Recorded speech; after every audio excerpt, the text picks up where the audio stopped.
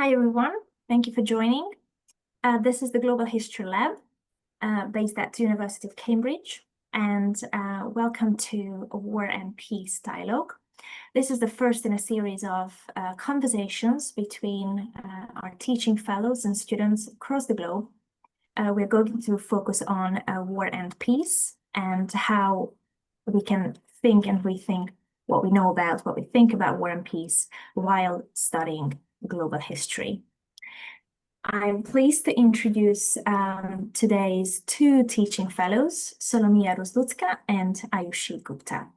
I would like to ask you first to say a bit about yourself and the students you are teaching. Solomiia, maybe?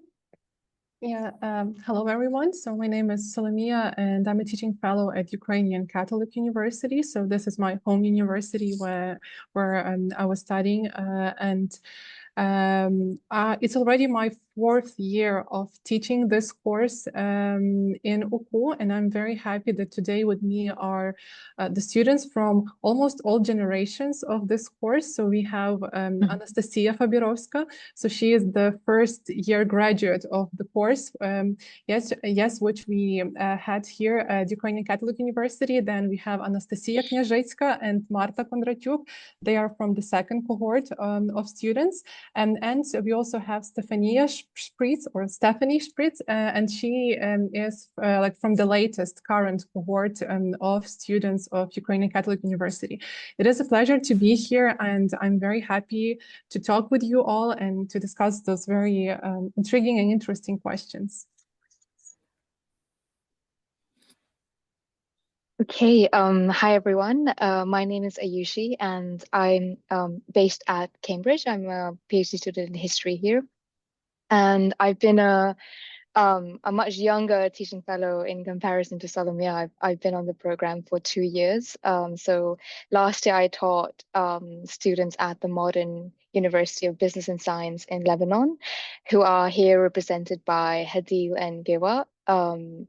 And this year I'm teaching BRAC University in Bangladesh, and on the panel, BRAC will be represented by Aswad and Tanisha, but attending are also several of my students who I'm sure will have lots of really interesting things to contribute. Thank you very much for the introductions. I just want to start with a few housekeeping notes. So I will talk to the teaching fellows and the students in this roundtable for about half an hour, and then we will open up the floor to questions and comments from all our attendees. So please feel free to think about questions and comments, and you can put them in the chat, or just raise your hand to ask them or to say your comment after our roundtable. Okay, so let's start. First, I think I just want to ask you, both the teaching fellows and the students, why you find teaching and learning, studying global history interesting and important today. Hi, my name is Stefaniia. I'm from the Ukrainian Catholic University. I think learning global history at this time and age is really important because it gives us these hidden connections that each country and nation has, with that they're all tied to these interdependent, like Jeremy Edelman likes to say in his lecture, global systems, and how one war in one region can basically like alter food prices on another continent, or how colonial history shaped modern inequalities. And I think that that's really important at this day and age. Thank you so much. Hadil? Yes, so all what has been said is true. I do want to add that teaching and learning global history are two different things. I'm sure the teaching fellows would tell us more on it, but I've had the privilege to be both a student and a teaching assistant. So throughout both experiences, it was such a journey to not only understand how these events came to be, but also how to get them across to make other people understand how these events happened and who was affected, without erasing any of the history or any of the experiences, especially given the language barrier. Thank you very much. Ghiwa? Hello, everyone. As my colleague said, global history is something so beautiful and so important because every one of us came from a different background. I am a public health student, so I'm a bit far away from history and all of that stuff, but it is a great opportunity to know more about history, to know about the people who don't has the sound, who were affected in war or in a way or another, and all of that stuff. In addition to that, it is a great opportunity to know about something related to past because as there's a poem in Arabic that said, if someone don't know anything about his past, he will never know about anything about his future. So that's it. Thank you so much. Now I would like to ask the first challenge question that I sent to our roundtable speakers before this event. And may I ask the teaching fellows to reflect first. My first challenge question, rather two challenge questions, were what does it mean to study war and peace globally rather than nationally or regionally? What becomes visible or invisible when we shift scales? If Solomiia or Aayushi, if you have any reflections on these questions. Yes, so Go for it, Solomiia. Oh, yeah, thank you. So in my opinion, it first means that you have to move beyond the borders of your individual nations and, understand how everything is interconnected and interdependent, especially in the terms of economics or politics or cultural systems. So I think definitely, let's say, studying war in Ukraine right now helps to understand some very global challenges that world experiencing right now. So, for example, how this war is connected with food shortage in Africa. So I don't think that many people knew about those connections before 2022. But at the same time, sometimes I think that global approach can obscure some local experiences and also emotions and some cultural meanings of the world. So, for example, sometimes the war in Ukraine can be described or reduced to some abstract geopolitical or economic phenomenon, while they don't see some deeper things like colonial legacy or identity or historical justice. And sometimes those things are ignored, but for Ukrainians, they are very crucial in understanding this conflict. So yes, this is my answer. Thank you, Aayushi. Yeah, I kind of I sort of do resonate with what Solomiia said about, like, I think there is a real advantage to sort of study, consider historical events like peacemaking or war globally, because you can trace connections between nations and you can kind of study kind of larger economic or social or political forces like transnational movements and solidarities and these kinds of things. But I think that you really do it does sometimes come at the cost of missing out on sort of local regional dynamics, which I mean, which do kind of shape.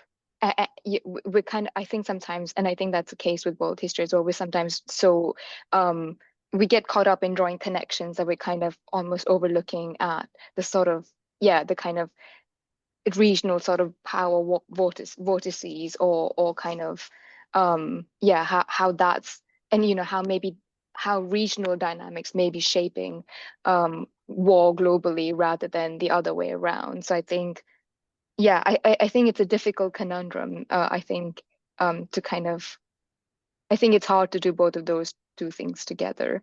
But I think I do resonate with the point on like obscurity on regional dynamics. Thank you so much. any of our student speakers? I do agree with what both the teaching fellows said. I also want to add that the course had a really great job of connecting both, like trying not to erase the local view while also keeping track of the global movements like migration, like trade routes, and how powers, weapons shifted from one country to another. So, for example, when Gaza had a um, had a recent war and had major crises of hunger, of political instabilities, Lebanon was also affected. So that's like an international perspective. But some or a lot of people missed how people in shelters were treated, how many had to cross the border illegally to escape, or how tension in Lebanon rose, affecting people from the south just as much as people in Gaza. So I think the course had a really great job of connecting those two while also showing the world how each country was affected. So not dealing with countries as identities and not stripping away the humanity of the crisis. Thank you so much.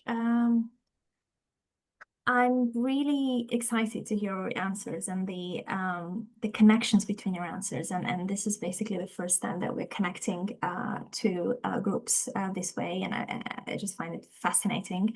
Ghiwa? Okay, so what I want to say, a national lens might focus on local heroes, but a global lens highlights how war are interconnected. So it encourages learners to see how war and peace are shaped. And in addition to that, it's a kind of zoom out globally. We see large patterns such as the economic systems that shape many regions at once. And it is a kind of a wider scale can also make a local voices or shed light on the local voices that are invisible. Thank you so much. Anastasiia? I'm from Ukrainian Catholic University, and I think that it's important to remember that methodologies such as microhistory are actually a part of the global history too, because they were intended to showcase specific cases, specific people, and specific groups where global historical movements and global historical impact can be traced.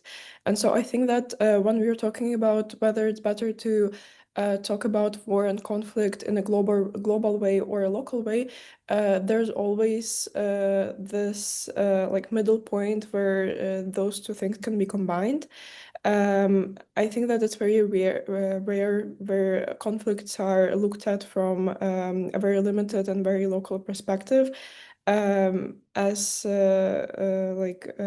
many can suggest that this is how conflicts were portrayed before global history as a methodology emerged. But even when we were looking at specific cases and specific villages that are affected by conflicts, we are still in a way studying global history still. Thank you. Marta? Thank you so much. So I wanted to agree with Anastasiia because it always seemed to me that global history and microhistory are like two different sides of the same coin. And when I was taking this course, I was only in my second year of studies, and now I'm in my fourth year. So a lot has changed in my understanding of history, of global history in general. But one thing that I remember that this course gave me a really good foundation as as I see right now when I am researching more into the differentiations in different like methodology, when we are learning about different conflicts, when we are learning about essentially different processes that were happening throughout history, we can look at it from different points of view. We can look at it from some minor groups that were affected or some bigger groups. And I remember that this course gave me this like foundational understanding of it, even though I couldn't put it into words back then, as I remember. It was just something that clicked inside of me. And I think that when we are talking about like conflicts in general, when we are talking about war and peace, I really agree with my professor Solomiia that said that sometimes we can forget that wars that is happening is not only some geopolitical thing that is happening in the whole world globally, it is also something that is happening locally. And I think that when we combine both of those methodologies, essentially, we can come out with something that is really truthful on how the events are being represented. Thank you very much for all these answers. I think it's amazing that we acknowledge the relationship between global history and microhistory. There was a recent AHRC research network at Oxford, which looked at the connection between global history and microhistory, and not so long ago, a past and present supplement issue focusing on global history and microhistory. So they're really up to date, which is great. Okay, I'm going to ask a slightly provocative question, which is related to our first question, and I'm sure that our TFs will have thoughts on this, because this is something that we keep reflecting on in global history, in the Global History Lab, which is the global history approach, is the global approach itself a Western invention? How can we avoid reproducing imperial or Eurocentric ways of organizing global history? What do you think? How can we avoid being Eurocentric? I mean, I feel like there are students before me, so I'm gonna let them speak, but I can say something after them because I think Anastasiia and Stefaniia want to say something. So you're muted, Elvira. Oh, sorry. Stephanie, I think maybe you were first. I think Anastasiia was actually first. I think that is very, thank you. I think that it's a very good question. And I think that when talking about what's considered the general like Eastern world or even Eastern Europe, the world seems a lot smaller to maybe certain people who live in those areas. Because, for example, at least the viewpoint that I got living in Ukraine and studying in Ukraine is that the closer you move to what is considered the West, the bigger the world seems to you, because the more you have contact points with other countries, the more you have opportunities to travel, and the more you have also opportunities to meet different people from different cultures, because the West is known to be very multicultural. In comparison to people who in even Ukraine, who oftentimes older people, they live in villages, and they sometimes can even like rarely leave their own region, their own like this very small territory, and the world seems very small to them. So in a way, I can see why global history can be seen as this Western approach, because it takes away from those experiences that are normally very local. It takes away from the experience of people who cannot afford to have this global view of the world in general. However, I can't say that studying history in a global way is always imperial, that it's always colonial. I think that in turn, sometimes it produces the opposite outcomes. Because, for example, in one of my recent courses, one of the articles that we read were about Armenian communities that were living on the territories of the Silk Road, and the kind of economic relations that were formed between Armenians and I think the late 18th century, and how they were integrated into the global economical system of that region. And it showed how those seemingly Oriental and Eastern communities can actually be economically compared and to global Western powers, and how their systems are oftentimes even better organized than those Western powers. And it was shown in particularly in that contrast between them and the systems that they existed in, which I think is also a very global approach. So I hope that answers the question. Thank you very much. Next roundtable speaker, I think it was Stefaniia. I think it's really funny how basically global history sounds really inclusive, obviously, but it did come out of Western attempts to make sense of globalization and Western ideas of empire. So even like the idea of connecting the world usually carries colonial baggage. But if we're trying to avoid that, it's us trying to avoid the idea that history needs to be organized by European, like Europe's timeline. So I think that maybe the global should be just overlapping, contradicting, basically like the world is actually. So the history should not contradict that. Thank you, Marta. Yes, thank you. So I agree with previous speakers. I just think that when we are studying history in a global approach, we have to be really careful with case studies that we choose. So they represent not only the Western world and Western experience, but also Eastern one.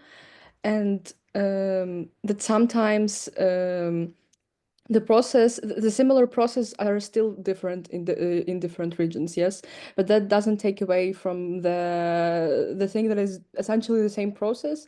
It just slightly differs, and it doesn't mean that it's bad or it's good. It just depends on the region. And maybe when the global history studies were only starting, there was a lot of more of like this Orientalism and colonialism in it, because not everyone wanted to hear the Eastern voice in it. But I think that now, when we are when we are broadening this studies, more and more people from Eastern countries, they get a chance to speak out about their experiences and speak about how so actually we are not that different from you. We are the same, and we had the same processes as you in the Western world. Thank you. Hadil? Yes, thank you. I do agree with previous speakers, and I think they have properly explained what is the Western bias on the global approach. I would just add, to avoid a Eurocentric view, I would just ask the oral historian or the writer to ask, is it global to who? So who are we referencing? And when we think about the this kind of link, this reference, we would then outsource to local people. We would outsource to those who have lived this experience, for it to be global to them as well, to be inclusive. And when we do that, we can use their native language, we can use their archives, we can use their voices, and that would give us the global aspect that we're looking for. Thank you very much. Aayushi? Yeah, something that I just wanted to add is yeah, in your question, I think I guess I recognize, Elvira, the kind of what you're trying to get at is sort of global history sort of, I mean, they seem to be a Western invention because they sort of, in some ways, they sort of begin from Britain or Europe or America, and it's usually institutions or academics or historians from there kind of thinking about the connections that European imperial projects had with other parts of the world, or American sort of imperial projects had with other parts of the world. And yet, I mean, I think Marta kind of talked about it there being it's connected to colonialism, but also it's connected to then historians kind of critically reflecting on these colonial histories. I mean, anthropology is a very interesting example as a discipline because it was so integrated with the development of colonial knowledge that in the 90s, and anthropology sort of went through a serious kind of self-reflection of the discipline. And, you know, and I think world history or global history, sorry, sort of emerges from this sense of like, we need to think about the connections between the West and the rest, if you will. And I think a way to kind of,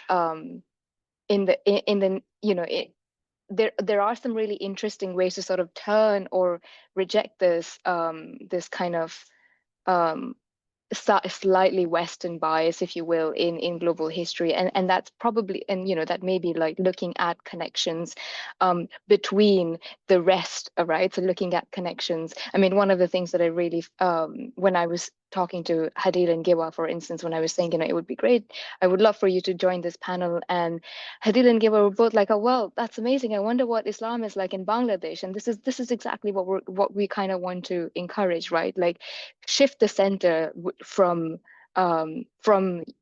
Europe, from America, or their imperial projects, or thinking critically about their imperial projects, to kind of thinking about what were the connections between other parts of the world, right? Or like not even other. I mean, why are we using the word other? What were the connections between Bangladesh and Lebanon? What were the connections between Lebanon and Ukraine? Or what are indeed the connections? And this is kind of what we're trying to create or encourage by bringing bringing indeed different classrooms into this space. Thank you so much. I really like you mentioned the word other and how problematic it can be. Othering, right? It's something that comes up so much in historical research. Ghiwa, do you have a comment on this? Yes, in addition to what my instructor Aayushi said, it is about, or the concept of a global history was first institutionalized by the Western universities. So I think the key challenge is that the term of a global has often been defined through Western eyes and centering Europe as the connector of the world. So that's it. Thank you so much.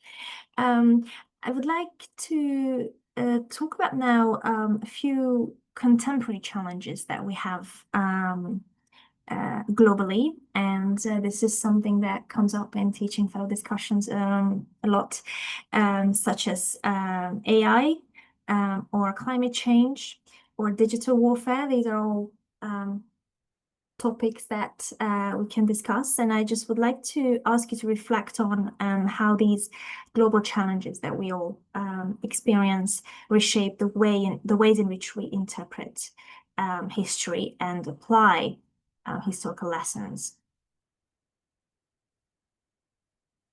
If any panel members. Maybe I can start then.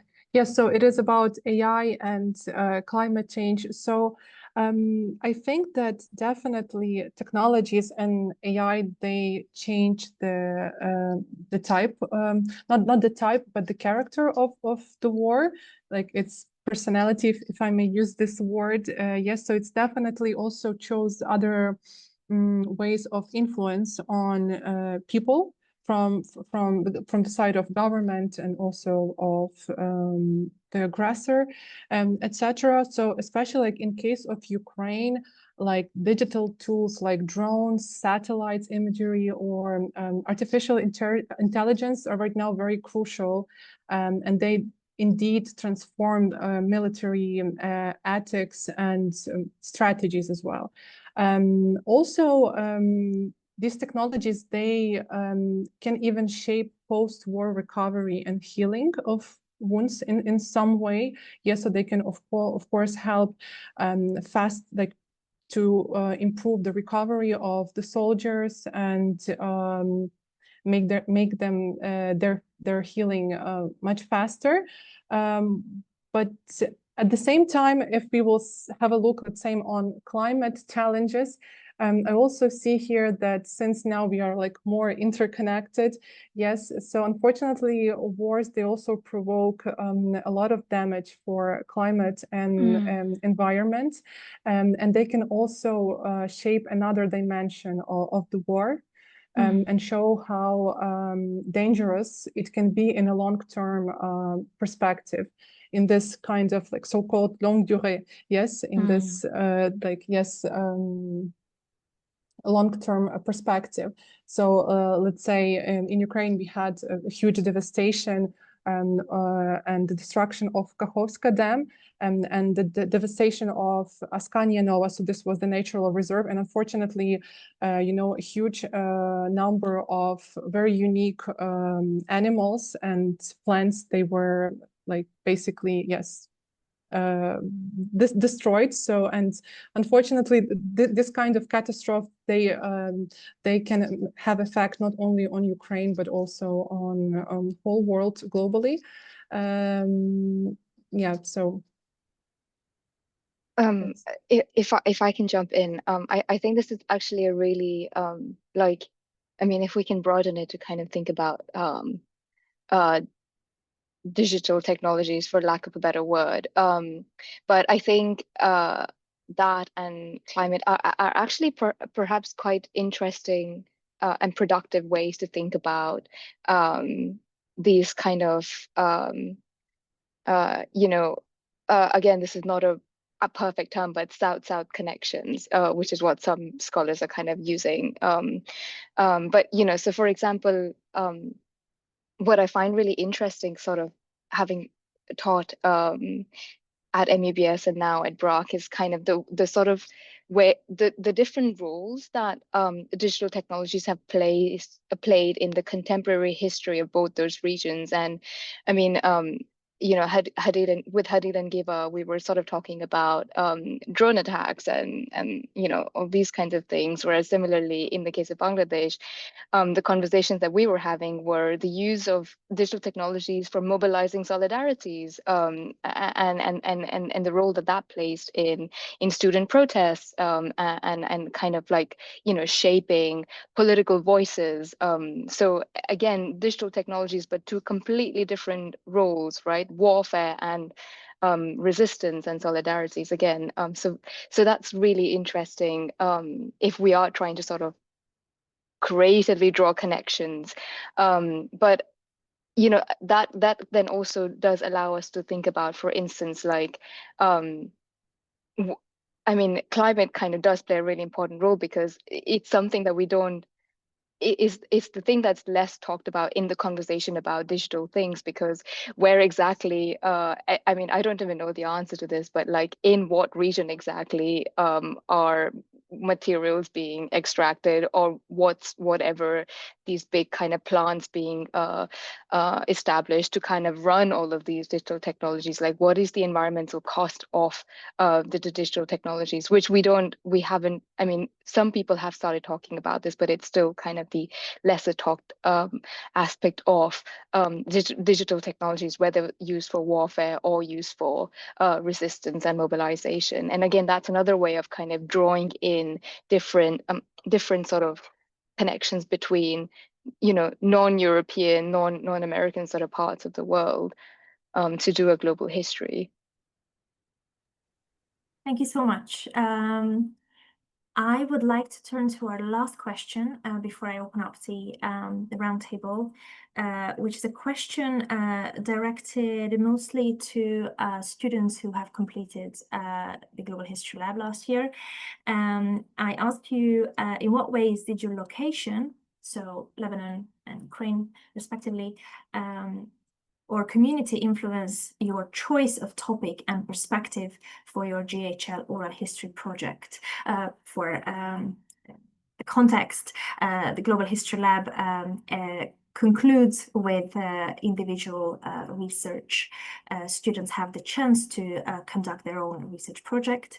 Our main methodology is oral history. That's what we prepare students for, and they all produce fascinating research projects by the end of the academic year. So I would like to ask our students, but teaching fellows can also reflect on this, how do you think your location influenced what topic you chose?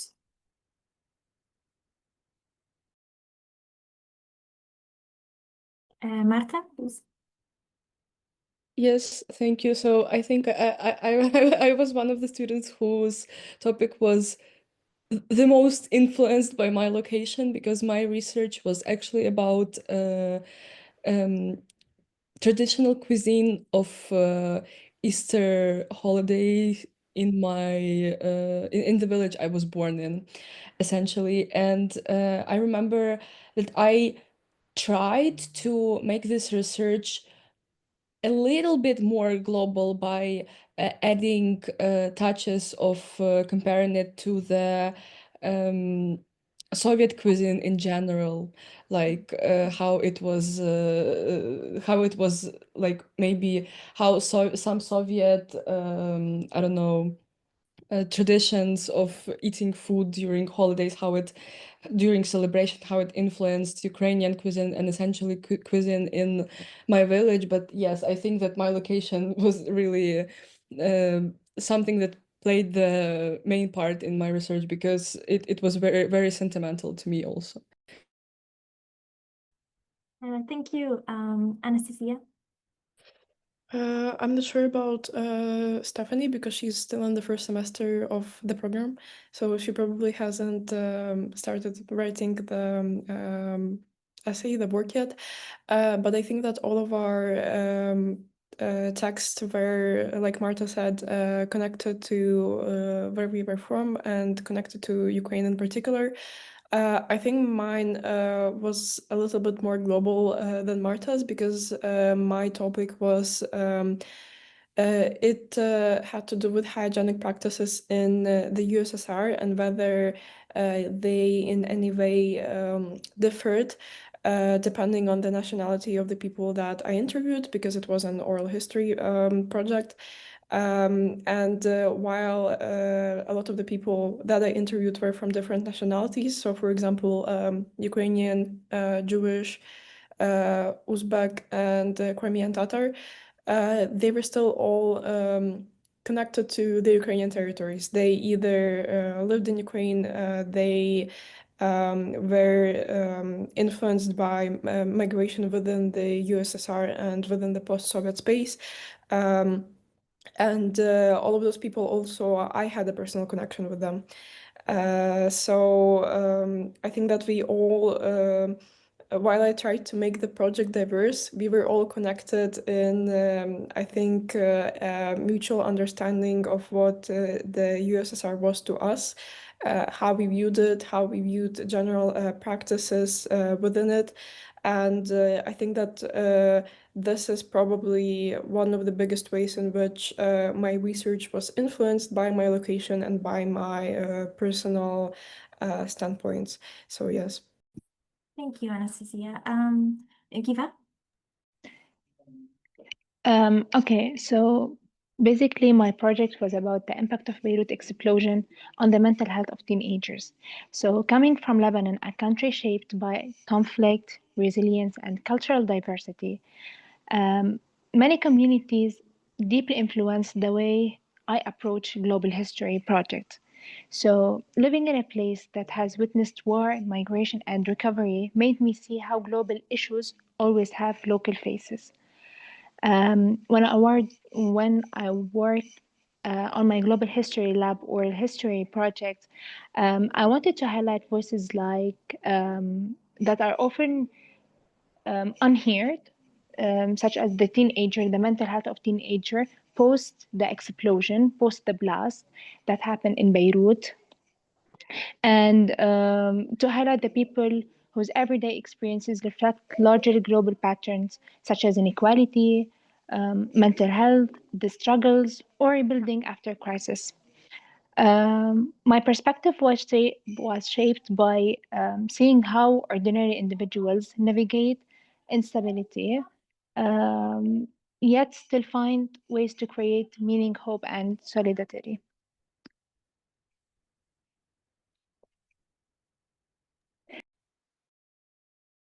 Thank you so much. Hadil? Yes, thank you. All projects listed were very interesting. My project was written in times of COVID, so when we were facing a crisis on the healthcare infrastructure, my project compared cancer treatment between Lebanon, my country, and the US, given their advanced systems, yet also kind of needing some improvement given their non-free healthcare or the privileged access this healthcare by insurance. Given the current or the past status of Lebanon during that time, I touched on treatment delays in Lebanon, on the culture of treatment between here and the US, how ethical it was for doctors to empathize with their patients and how their families stood beside them here in Lebanon, whereas in the US it was looked at as the American is better when in reality the only support system were their therapists that they had to pay for. So it was a time of reflection rather than a time of inspiration because it was the current moment that these events were happening and we were witnessing the collapse of healthcare systems during COVID. To address the current status, I left the course asking Sir Jeremy to keep on doing further and further research because as we progress, new topics are coming up and new interests as well. So I would encourage anyone who's taking the course now to maybe explore a bit on how technology during wars has affected different regions. So, for example, when the youth of Nepal overthrew their government, they used communication channels, VPNs, they coordinated information using such technology, whereas here in Lebanon or Gaza, the Middle East, which is a colonial term I hate to mention, but it's an RR word. It was used against us for killing, for this inhumane act. So I would really encourage exploring that as well. Thank you so much, Hadil. I completely agree. Once you answer some questions, new questions pop up. That's beauty of research. I would like to thank for this rich conversation all of our roundtable members, roundtable speakers, and I saw some hands raised during the conversation, so I'm very happy to open the floor to all our audience for 10 to 15 minutes maybe to comment on what our speakers, the teaching fellows and the students said during the panel, and please ask if you have any questions directed to individual speakers or the whole panel. Pauline.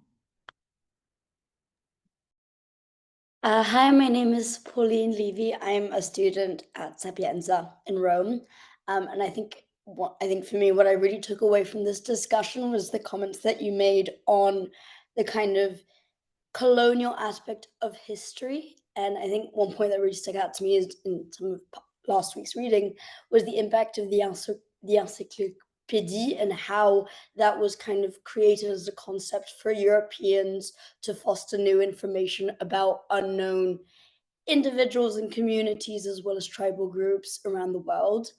And I think if anything, I have to ask kind of the students and the teachers, how do you ensure that you don't only source a single view of data? In the sense, how do you make sure that your research is multicultural?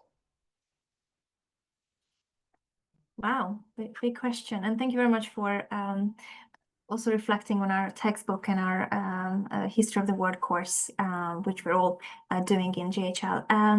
Any panel members would like to answer this question? Anastasiia? Yes, thank you. I think that it is you really have to look at the roles different actors play in your research, and only when sort of not your native agency is on the same level, I would say, as your native agency. Only in this way will your research be truly global and multicultural. Because if someone else's viewpoint only serves to prove your native point, as I would say, I don't know if this makes sense, but if you look at it from your perspective, which is a very common thing for historians, but I believe that if you're writing research and you do not consult with people who you are writing about, it will be a very flawed research. If you do not know native language and if you do not try to translate it correctly, as correctly as you can, then those are, yeah, really bad starting points for your research. I kind of have a secondary question on top of that, because we were talking a lot about kind of modern technologies and how do we kind of escape the kind of plot holes and possible footholes that come with generative AI, that come with kind of fake news and fake history being kind of presented to us on such a global scale that we've never seen before. How do we kind of moderate our research? Hadil? Yes, thank you. I would like to touch on the first point regarding how can we make our research local or gaining more attention rather than just a global one. There's a speaker that said during the first couple minutes that history, I'm sorry, I forget the name. If it's you, please do say so. That history is a collection of biased opinions, and the more you collect, the more history you can find. Yes, thank you, Nia. I'm sorry if I butchered your name. That was very insightful, and I would encourage us rethinking about what Nia said, because it is truly a collection of biased opinions. And when referring to AI, I think that's the only time where this collection of biased opinions are gathered. So I would additionally, any information that you get, you wouldn't get it from AI directly, and you'd actually get it from a trusted source or validated from a local source. So those you're doing interviews with, for example, you can ask them directly to validate if this is true, if they have experienced a certain. So, for example, in my research, there's one news patient who had experienced treatment delays, and I've heard about them in the news, but I asked the participant to confirm, like, how did treatment delays happen? Was it a local issue that recurs every once in a while in the country, or was it restricted to COVID in specific? So, encouraging dialogue with your interviewees. Thank you very much. Nia? So, Pauline brought up amazing points, and that I think they're very interesting to think about in general. And speaking of biases again, you mentioned a very interesting point about the global history being Eurocentric, which I found very interesting and intriguing, because when you say global history, correct me if I'm wrong, the first thing that comes to my mind is the House of Wisdom in Baghdad. So what is very interesting is that we get the non-Eurocentric idea about global history, and that is one of the primal sources of what we have in the history of the world, as one might call it.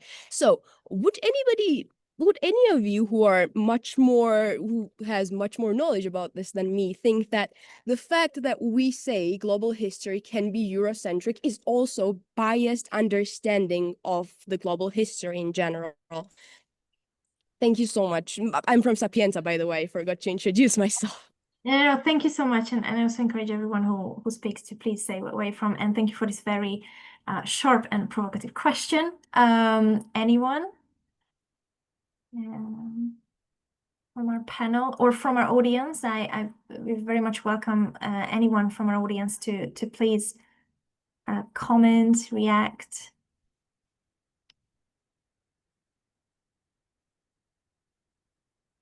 Maybe I will answer the question about the AI that Pauline posed us. To be honest, I still keep asking myself if we should overcome somehow AI or ChatGPT or other things. But at the same time, I keep asking if we should do this, or maybe we can reconcile with it and adapt it somehow to our needs. Like I think this is like more useful track than try to resist to it and to fight with it, because in some way like some of these new tools can be very useful for historians, especially working with oral history or with some other directions of history. So this is still an open question, but believe me, every year when we have a general meeting for all teaching fellows, we keep asking ourselves this question: how we can reduce the usage of ChatGPT among like the students, or do something else. And always Marcia is asking us, should we do this, or maybe we can try to work still with it. Maybe we can ask and make some algorithms for AI, how it can actually help students to work even more effectively while they're working on their research. So this is still an open question. Honestly, I don't think that someone has like a clear answer on how to do this. Yeah, and regarding this thing about bias, honestly, I was like so surprised, and I will Google this House of Wisdom in Baghdad, because this is honestly, I didn't have this stereotype about global history. I always thought about something, yes, like British Empire, like, or maybe colonialism as well, but not, yeah. So maybe in some way you're right, but I still don't have an answer to it. I still have to reflect on this and think a little bit more. But thank you. This was, very interesting, experience. Thank you. Daria? Hello, everyone. As an informatics student, I feel like I can add something to the discussion regarding AI. And I just wanted to mention that it is very prone to sycophancy, like repeating the user's opinion. And it is something that AI researchers couldn't fix. And I feel like we should be extremely careful in using AI in research purposes, because it also can be very biased, and it is not something that we can yet control. Thank you. Thank you very much. Daria, which university are you from again? Which partner? I am from Lithuania, European Humanities one. Okay, thank you very much. Nia. So I will quickly follow up on my personal question, if that's okay. So speaking of belittling other nations, Hati helped us so well with doing the research and understanding how belittling of, at the same time, Indigenous Americans was not the correct way to approach the subject. So I think we have the same situation with the global history and understanding of the evolution of global history in general, because we always belittle, not we always, it's just instilled in our minds that the Europe is always capable of doing things that other nations are not.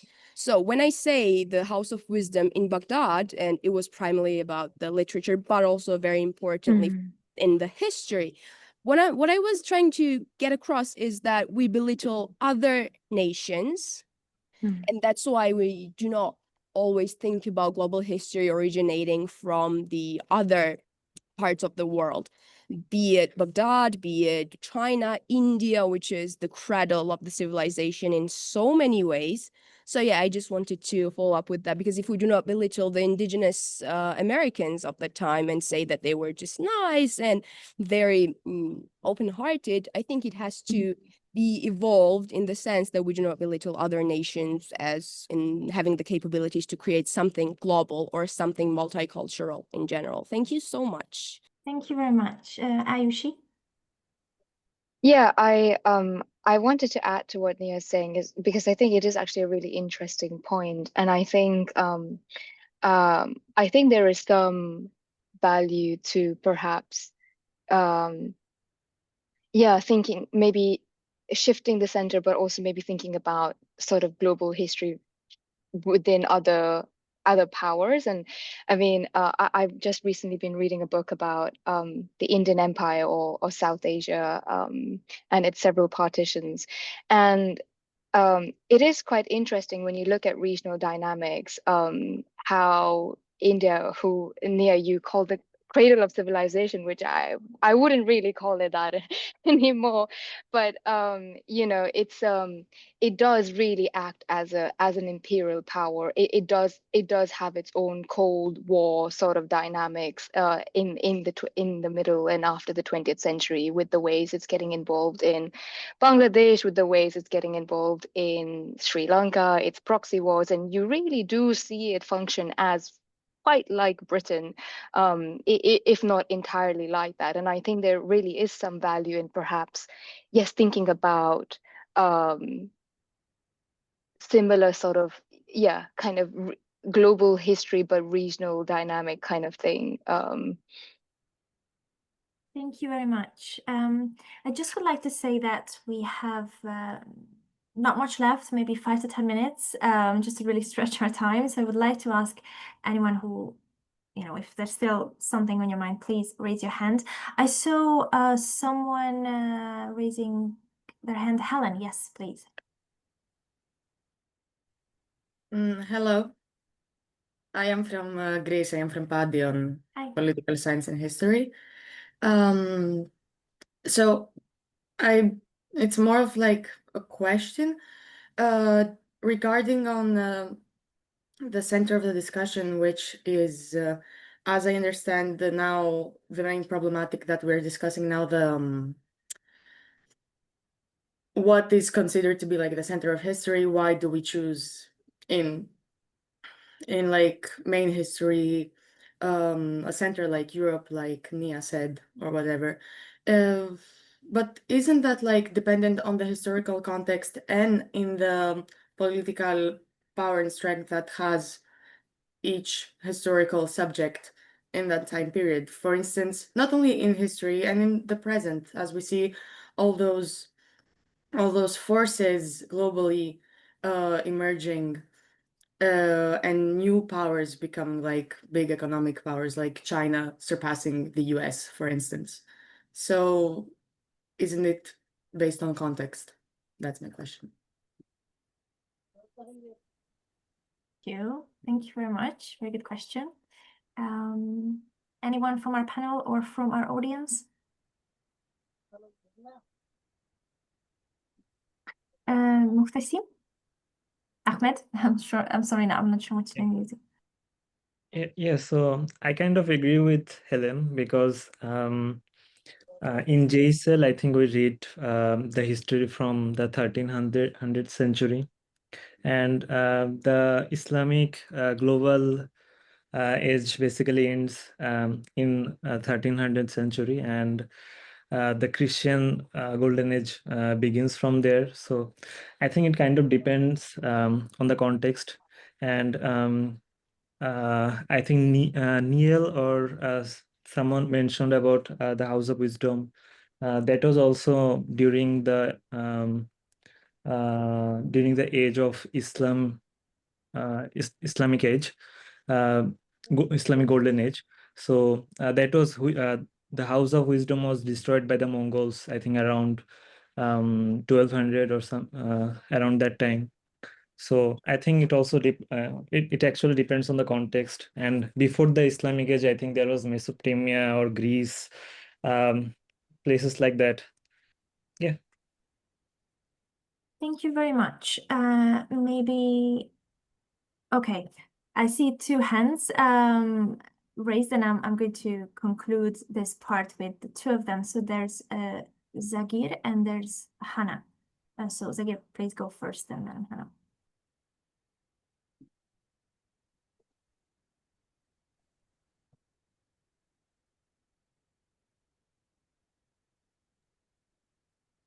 I'm not sure you're here with us, but maybe then Hannah, please go ahead.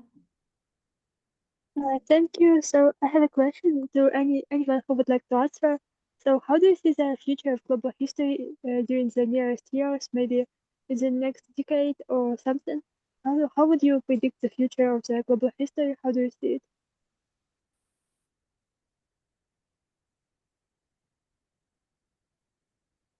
Any reflections? Zakir, if you have a technical problem, I see your message. You can also just type your message, type your answer in the chat. We don't have much time left, but if you have a short comment, please just type that in the chat box. And while you're doing that, I just want to ask our panel now to let us know if you have any kind of last round of reflections on today's topic, any of the questions, anything we discussed today. Just very briefly, if you want to, if you really want to something that maybe we haven't mentioned today. I'd quite like to add something which may have a response to, you know, what is the future of global history.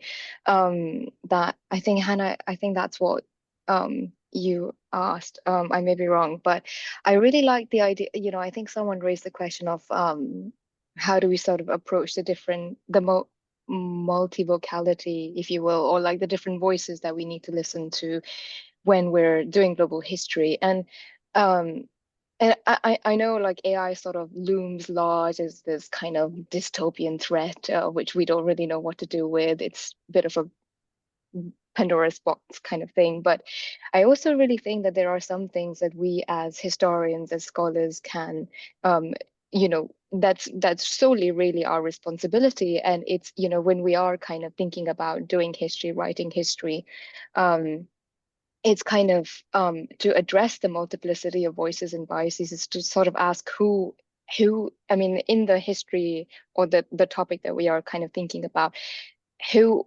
have we not heard from? So whose voices are missing? And that really, you know, that kind of allows quite a lot of room for including some of those biases. And you know, AI can do that for us, but also it can't. Like, you know, if I work on South Asia, for example, and if quite a lot of those big textbooks that I'm reading, they all seem to be largely by non-South Asians, then I make it a thing that no, I am going to try to find theses published within South Asia, and I want to know what people in the region are saying about what is happening in the region. And you know, AI can not really do that as a responsibility for us, right? It's an ethic that we as researchers and historians cultivate. Are there women's voices missing? Are there kind of you know, are there if this is about a refugee crisis, and who is the narrative being conveyed from, and who, you know, whose bias is it, and whose voices are we not listening? It really is up to us to identify the missing voices and then make an effort to find them. I mean, AI can't really do that for us.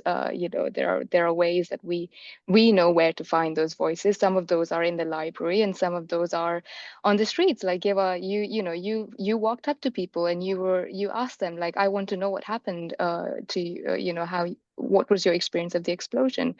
And AI won't be able to help you locate those people. You have to go and do it yourself, right? And you know, like if I'm doing some kind of research, I know that there is AI is not going to help me find theses published in India. I know there is like some very niche, super specific bank that I have to go and find them in, right? So it's really our responsibility to kind of find those sources. And yeah, I think I was going somewhere there with that, making a comment about the future of global history. Thank you, Hadil. I just would like to ask, I see Hadil, Ghiwa, and there's Tanisha. Please give some brief concluding comments, because we're going to need to finish soon, but I really want to hear your reflections.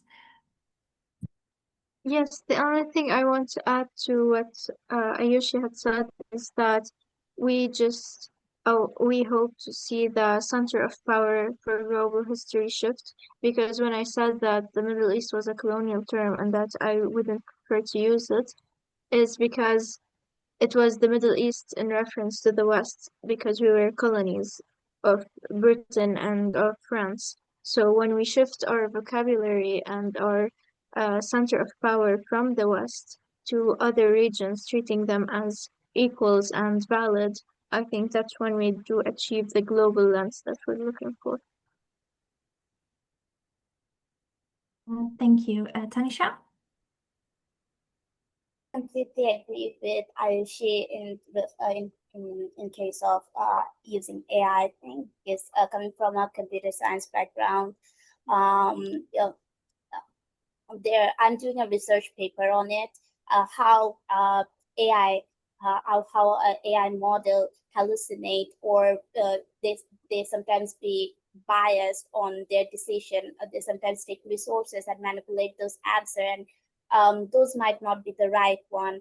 They might give us the past answer, and we might not know the correct one. So as Aayushi said, that we can look around us and ask people who actually know things, or also we have resources from authentic authors.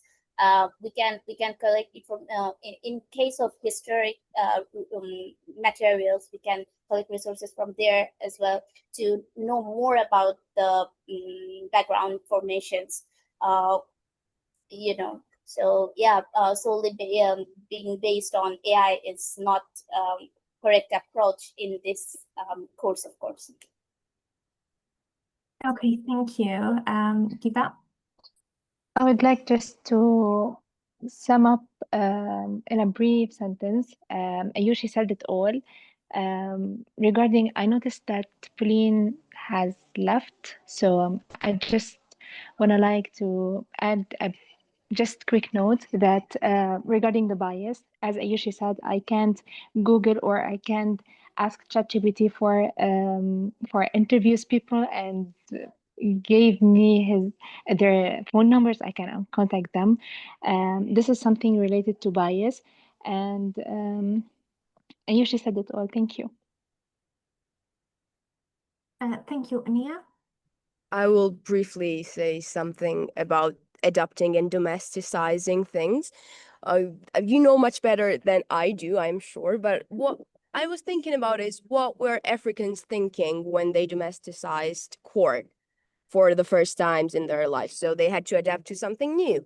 What were the people thinking when calculator was invented? Right? They thought that it was the end of the world at that time. So I think that as we develop, humans have this very good power of ruling things and using it to their advantage. Do you not think that AI can be quote unquote domesticized and used to our advantage as long as we control it? Thank you very much. I just think of Aswad's comment in the chat. Global history helps us see the world as an interconnected whole, showing that every culture and event contributes to the shared story of humanity. I think that's a good concluding word for us. I'm very, very pleased about this discussion. I think this was extremely rich and informative, very, very thought-provoking. And as we suggested at the beginning, we're going to end this with maybe even more questions. As the course coordinator of the Global History Lab, I was really, really happy to organize this session, and I'm very thankful for the contribution of our panelists and our teaching fellows, and also our audience. Thank you so much for being here, listening, speaking, asking questions, and commenting. And I would like to welcome you to our next episode. I'm going to send out information soon about when it's going to take place. Thank you so much again, and see you next time.